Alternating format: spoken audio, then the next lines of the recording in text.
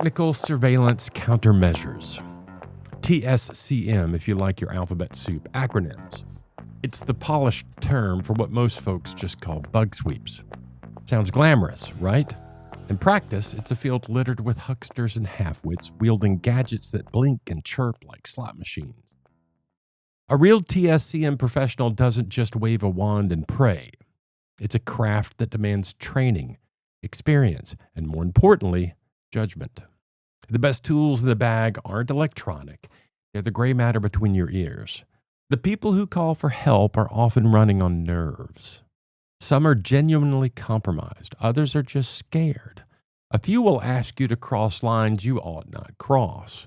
And that's where discernment comes in. You listen, you treat them like people, and you keep your ethics where your ego usually lives, front and center.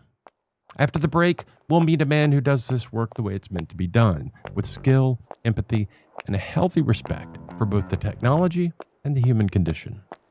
To get more intel on the real work of private eyes, subscribe to our YouTube channel, read pursuitmag.com, and take classes at PI Education.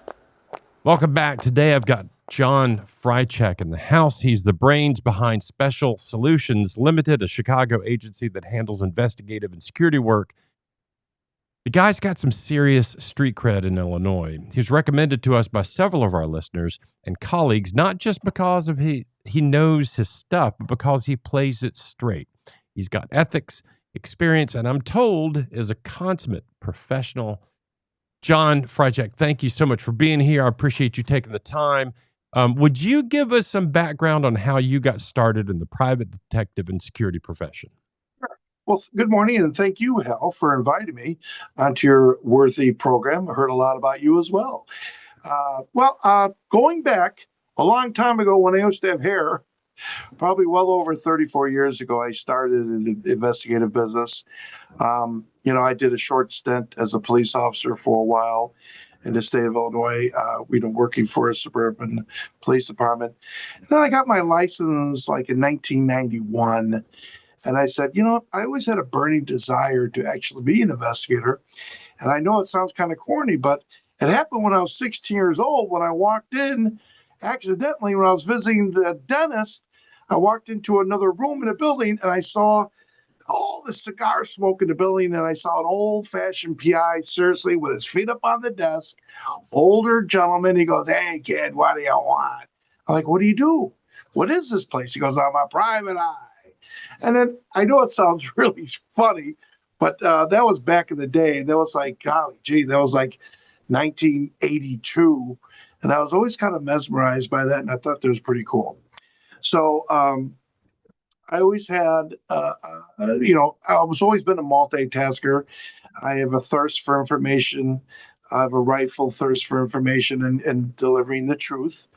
And I'm a multi-experienced investigator. I'm a general practitioner, you can say that. I just don't specifically cater to one niche. I mean, I really love all the credibility of being a private investigator, and I love to get into a lot of different facets of the world of private investigation. So I think it's a privilege, and I'm honored still that for all these years, over 35 years of, serving Illinoisans and the United States.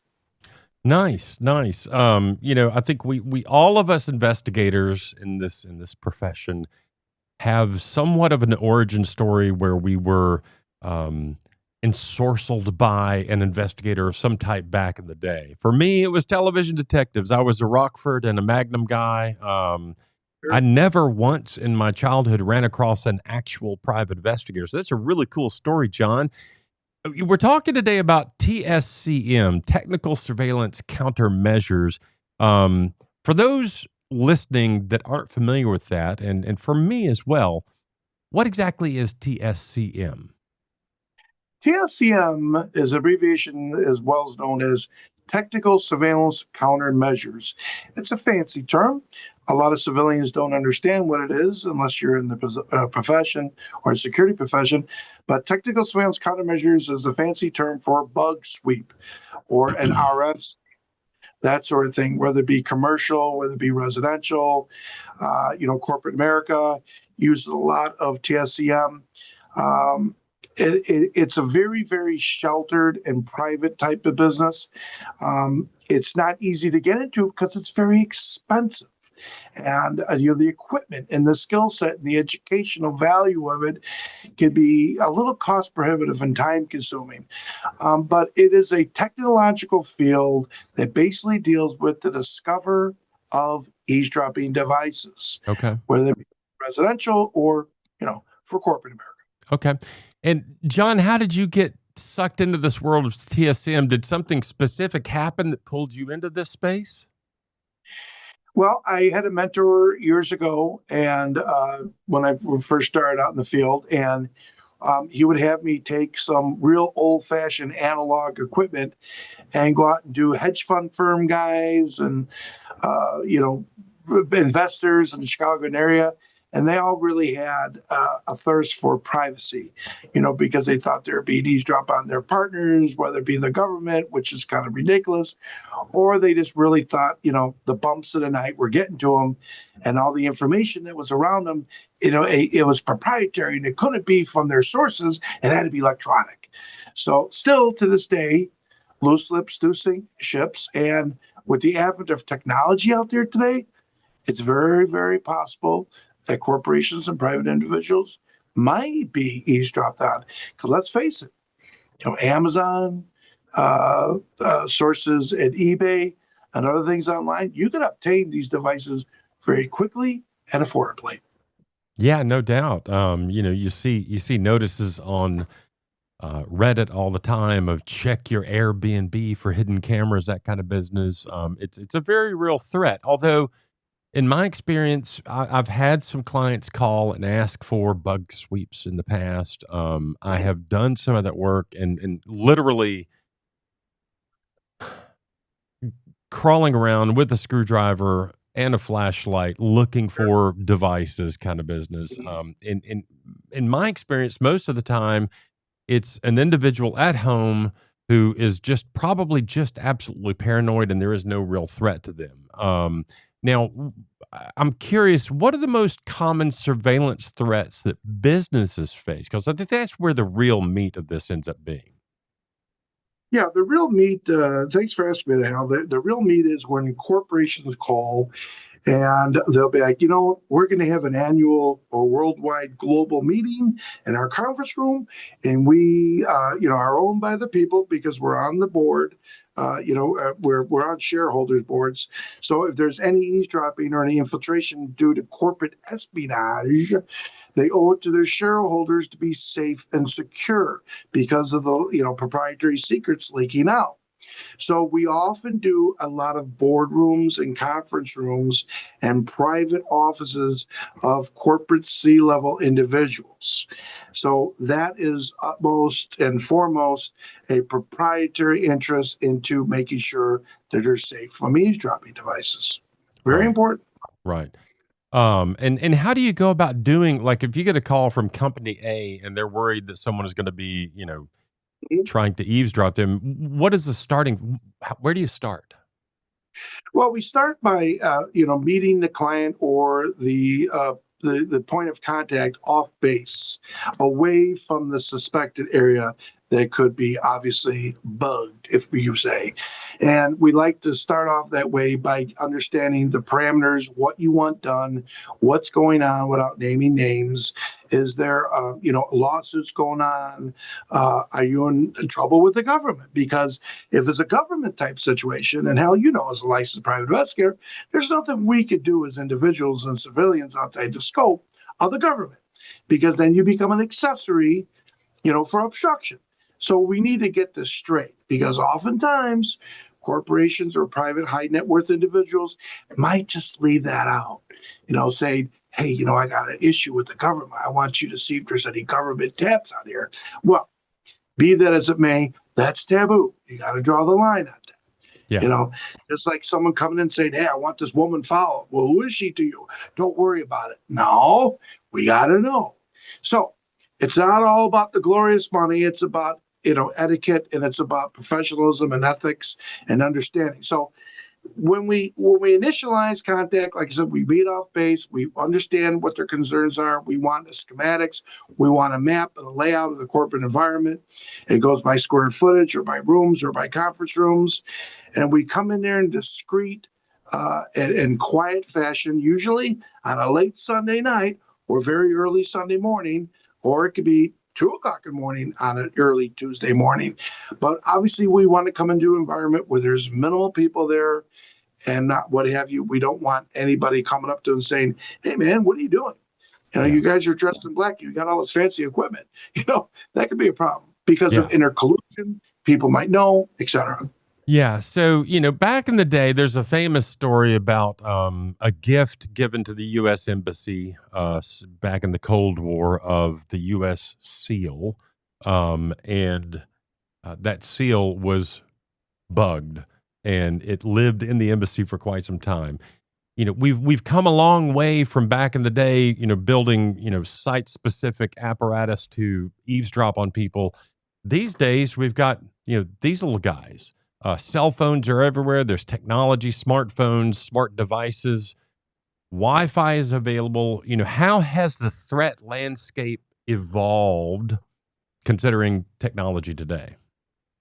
Well, like you said, Hal, with the advent of technology, it is ever more prevalent today than ever before.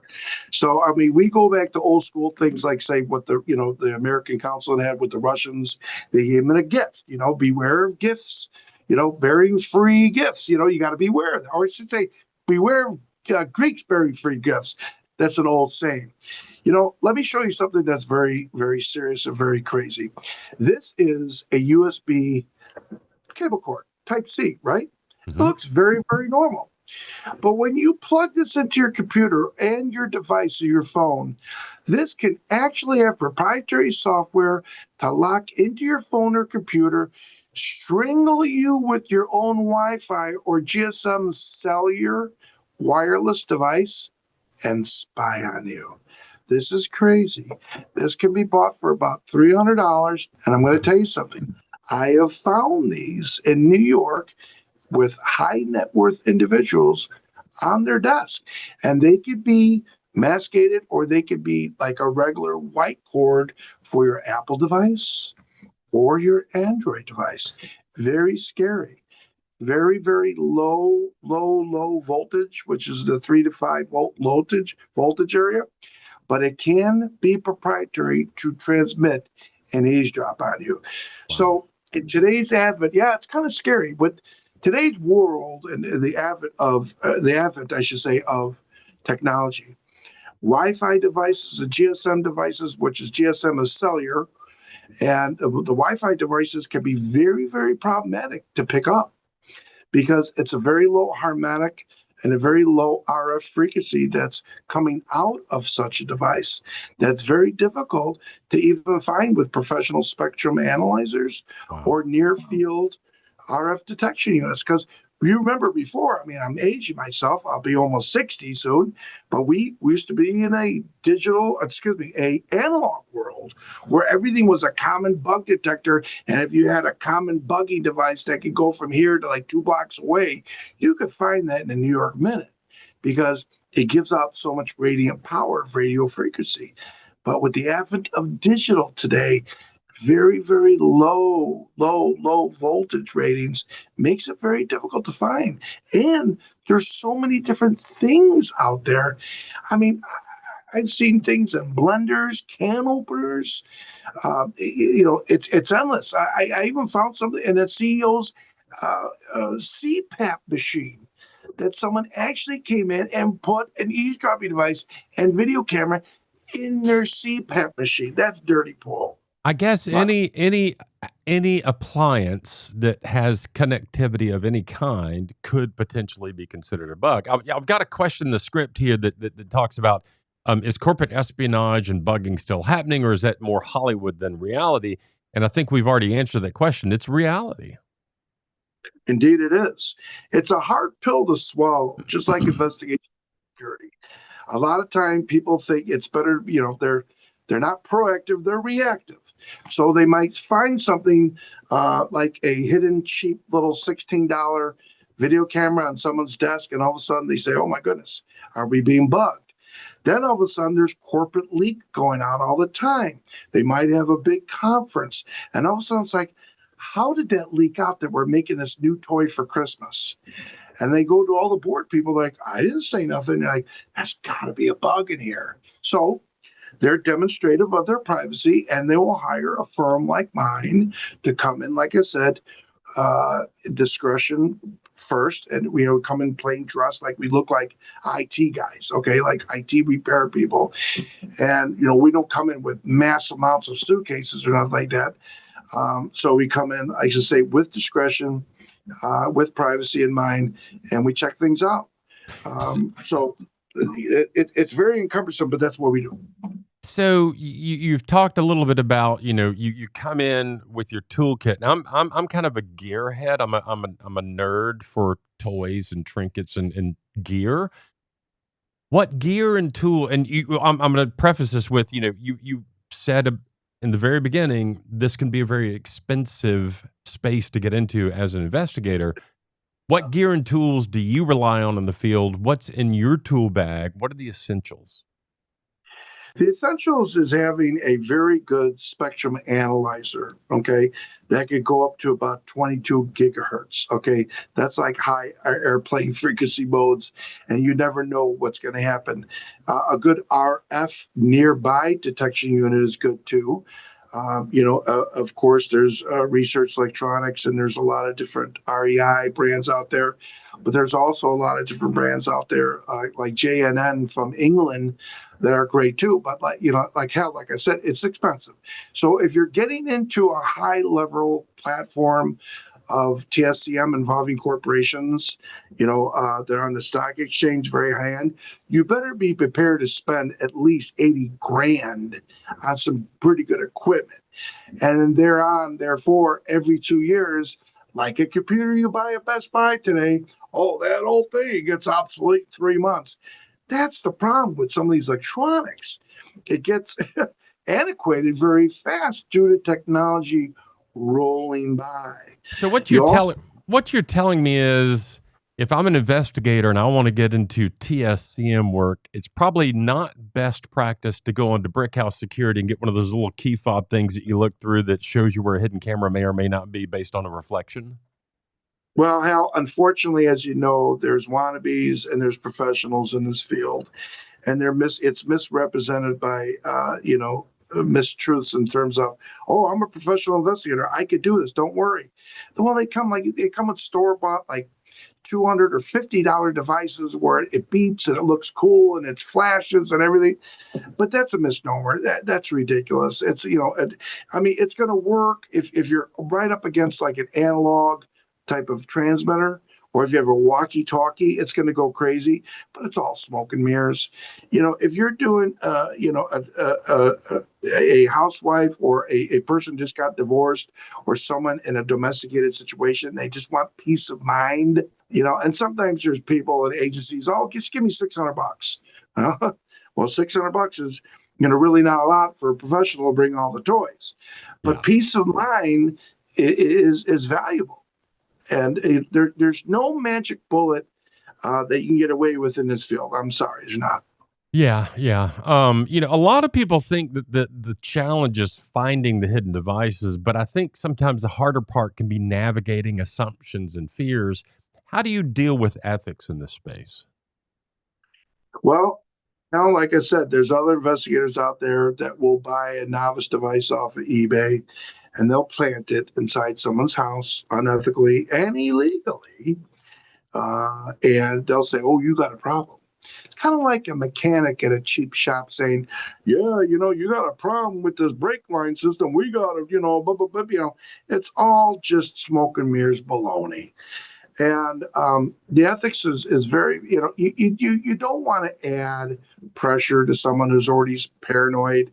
You don't want to add any pressure by, like being mysterious, saying, there really could be something here. I'm getting really strange anomalies and readings and bit of it. It is what it is. And I truly feel you are what you practice. And there are some colleagues of mine here in the Chicagoland area and national area who've been known to do the fudgy and do the funny, stuff, the funny business. And I just cringe when I see that. And it's not good. It's not good at all. Now, not every call that comes in the door should lead to a sweep of a place. How do you make the call of whether or not you need to do a bug sweep?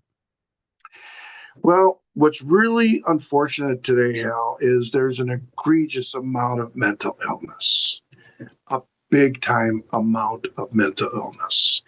Because usually when people go to the police or they try to contact the federal authorities, they're like, oh my gosh, I'm being stalked. I'm being electronically harassed. There's something in my head. There's something in my ear. I'm being zapped with, direct energy weapons. Please help me. And I've seen an influx of this, to be honest with you, over the last 7 years. And I told all my other fellow colleagues in the business, I said, watch out, it's happening. And it is happening. There's an extremely big amount of psychosis. So with that being said, a lot of people are thinking there's something. When it's the investigators, we ask what the motive is. Ma'am, sir, what is the motive? Well, then they search for a motive. I don't know. I think they got me mistaken by some military or governmental situation. And then you're like, yeah, no. But you just don't roll into it for the money, because I'll be very honest with saying this. There are things called direct energy weapons being used today. If anybody knows, in case history, 9 years ago, what happened in Havana, Cuba. Well, it's called the Havana Effect. And there were alleged government people who came over and zapped the consulate in Cuba with directional high energy microwave weapons. And anybody wants to confirm this, go on YouTube and put in 60 minutes. You'll find 4 segments of direct energy weapons being used against our government officials today. And it's an anomaly, and a lot of 3-letter digit agencies are really having trouble keeping up. But it's a fact and it's true. So I cannot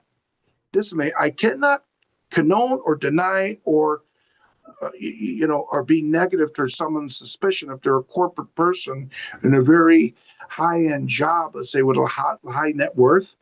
Could they be being zapped or being eavesdropped on? Yes. There are competitors out there. There's a lot of former KGB agents here stateside and other nationalist spies who do bug Fortune 100 and 500 corporations. Happens very rarely, but it is plausible and it does happen. Okay. John, let me ask you this. If you were to kind of wrap this conversation up with some key takeaways, what would you say someone should take away from this conversation? Well, you know what? It's better to be aired on the side of safety. And if you feel as though your proprietary, information is being leaked out, it's just like going to have a doctor checkup. Okay, you should check it out. Sometimes it could be cost effective or cost prohibitive. It all depends on the climate of the situation.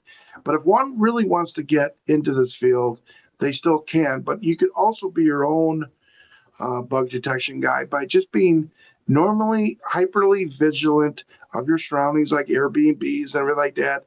If you see a smoke detector up there, make sure it's got a flashing red light, because normal spy transmitters and smoke detectors do not have a red flashing light.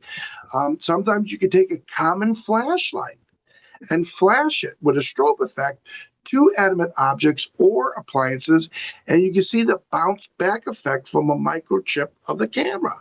Very simple. So you can discover things if you look for them hard, okay? But just be prudent. Don't be overly paranoid, but be prudent in your surroundings, especially Airbnbs and some hotels and the next thing, and dressing rooms for that matter. Sometimes it does happen, Hal. You have to be proactive, but not go overboard, because then psychosis will set in, okay? And you don't want that. Yeah. Let me ask you this one last question, John. If I've got a new investigator listening to this podcast and they think to themselves, I'd really like to get into this field, what's the first step they should take? Well, the first step in their field is, to see if there's a good offering and be committed to your website, your advertising, and if you don't have the equipment thus far, subcontract it out.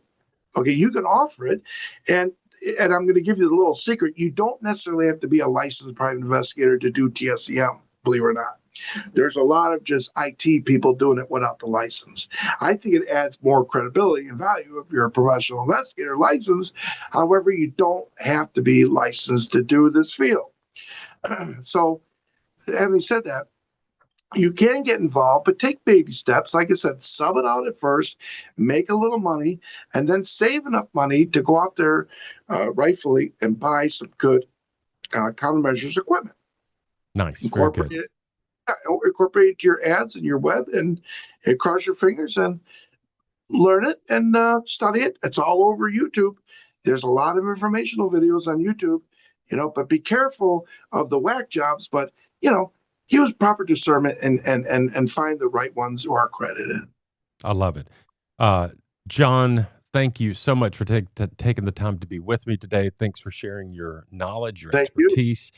And I'm just going to say again. Thank you for your commitment to the industry. Oh, I'm tickled to be here.